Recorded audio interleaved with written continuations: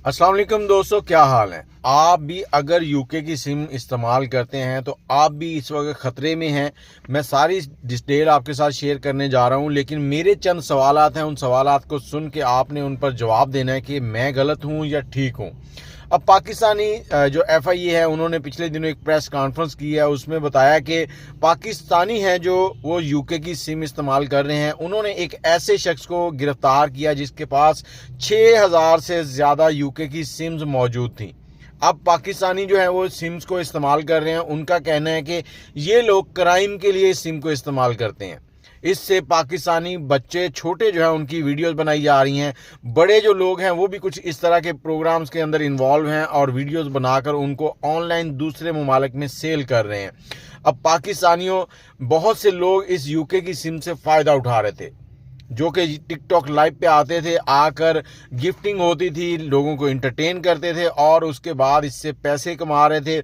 जबकि गवर्नमेंट कह रही है कि इससे बहुत सारे ऐसे मसाइल हो रहे हैं जिनको कंट्रोल करना मुश्किल हो रहा है। अब यूके की सिमें जो हैं जो लोग इस्तेमाल कर रहे हैं उनके खिलाफ क्रैकडाउन होगा। जो लोग यूके की सिम को बेच रहे हैं उनके खिलाफ भी क्रैकडाउन होगा और साथ ही उन लोगों को गिरफ्तार किया जाएगा जो इन दहशतगर्दी के मामलात में या कुछ ब्लैकमेलिंग के मामलात में इन सिम्स का इस्तेमाल कर रहे हैं। लेकिन अब जो मेरे पास सवाल है, मैं उनको आपके सामने रखना चाहता हूं। अब मैं अगर अपने मोबाइल में यूके की सिम इस्तेमाल कर रहा हूं तो क्या मैं इंटरनेट यूके की सिम का इस्तेमाल करूंगा? क्या मैं यूके की सिम से कॉल कर पाऊंगा?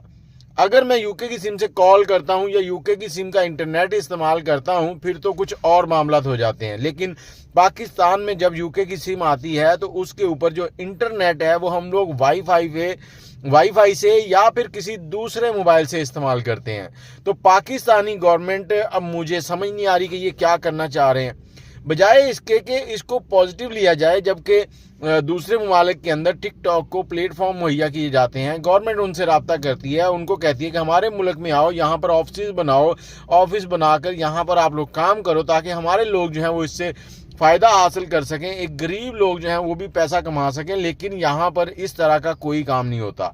जब भी कोई चीज़ ऐसी आती है जिससे गरीब लोगों को फ़ायदा हो रहा होता है तो उसको बैन करने की तरफ चले जाते हैं। अब पाकिस्तान में ट्विटर बैन है, जबकि ट्विटर के ऊपर बहुत सारी ऐसी फैमिलीज हैं जो अपनी वल्गर किस्म की वीडियोस बना के अपलोड करती हैं। मैं जब भी कोई वीडियो बना के अपलोड करूंगा उस वीडियो का सीधा सीधा एक MI एड्रेस जो मेरे मोबाइल का है उस वीडियो के साथ लिंक हो जाएगा। वो बेशक 50 जगह पर शेयर हो जाएगी, फिर भी जब उसको वो खोलेंगे तो मेरे मोबाइल का MI जो है ना वो उसके अंदर पाया जाएगा।